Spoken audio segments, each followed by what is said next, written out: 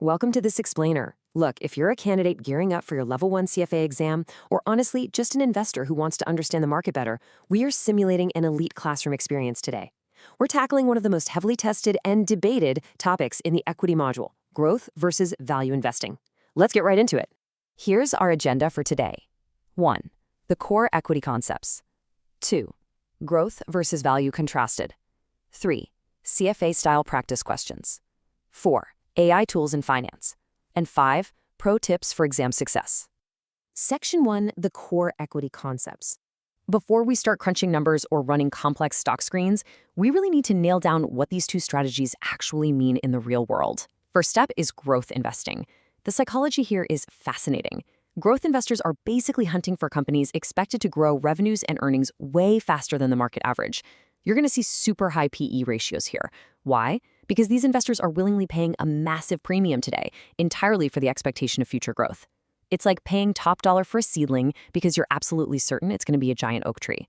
And that's exactly why these companies almost never pay dividends. They have to plow every single dollar back into the business to keep that crazy expansion going. Now, on the total flip side, we have value investing. The game here is finding undervalued stocks, stuff trading below its intrinsic value. We're talking low PE ratios, steady Eddy earnings, and usually pretty high dividends. The whole philosophy here is patience, right? You're buying a stock while it's cheap and you're getting paid cold hard cash via those dividends to just sit and wait. You're waiting for the broader market to realize, oh hey, we mispriced this, and correct the stock price upward.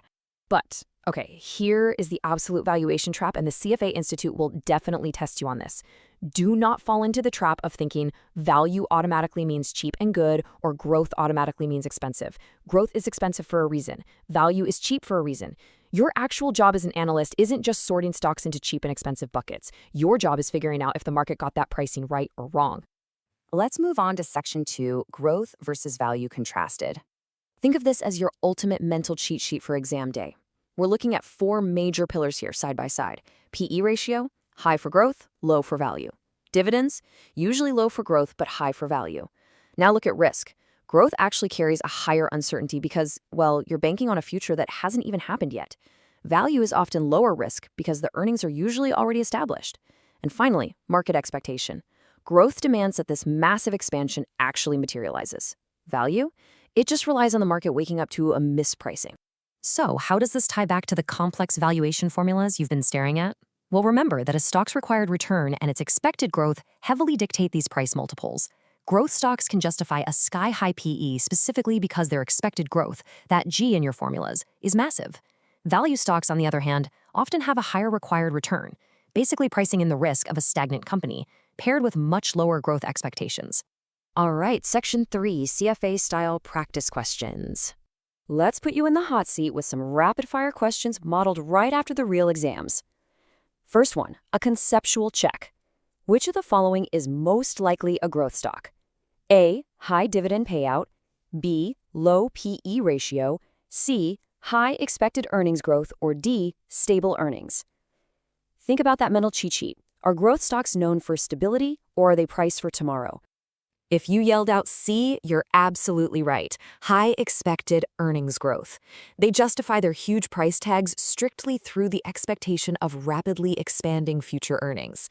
They definitely aren't boasting low PE ratios or handing out big dividend payouts. Okay, question 2. This is a classic exam trap. Which statement is true? A, growth stocks are always overvalued. B, value stocks are always undervalued. C, growth stocks justify high price through expected growth. Or D, value stocks have no risk. Think back to the trap we discussed a minute ago.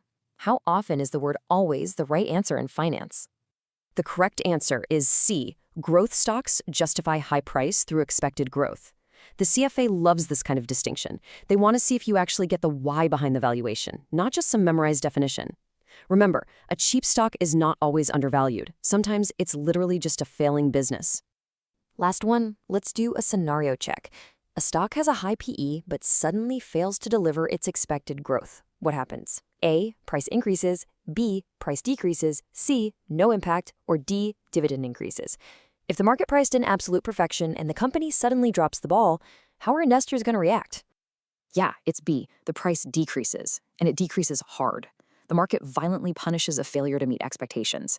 Analysts literally call this growth disappointment. The expected growth vanishes, the high PE multiple collapses, and the stock price absolutely tanks. Section 4, AI Tools in Finance. Okay, let's step out of the textbook for a second and look at how this works in the real world. Modern professionals are using AI tools like Microsoft Copilot to seriously streamline equity analysis. Instead of manually crunching a million numbers, you can literally ask the AI to automatically screen stocks as growth or value. You can compare P&F and fundamentals instantly, or have it rip through a dense 100-page earnings report to find mispriced opportunities. It's a real game changer that turns hours of grueling work into instant insights. Just check out this actual prompt. Find undervalued growth stocks with high earnings growth but low PE. Using a prompt exactly like this totally bridges the gap between CFA theory and finding actual mispriced opportunities in today's market. It just goes to show how modern tools can give you a massive edge. Finally, Section 5, Pro Tips for Exam Success. Let's wrap up with some high-impact rules to save you points on test day. Number 1, always focus on the why behind valuations. It's all about expectations versus reality. Number 2, practice interpretation over memorization. The exam is testing how you think. 3, mix up your practice questions, do concepts and calculations together. 4, desperately beware the value trap. Just because it's cheap doesn't mean it's good. It might just be broken.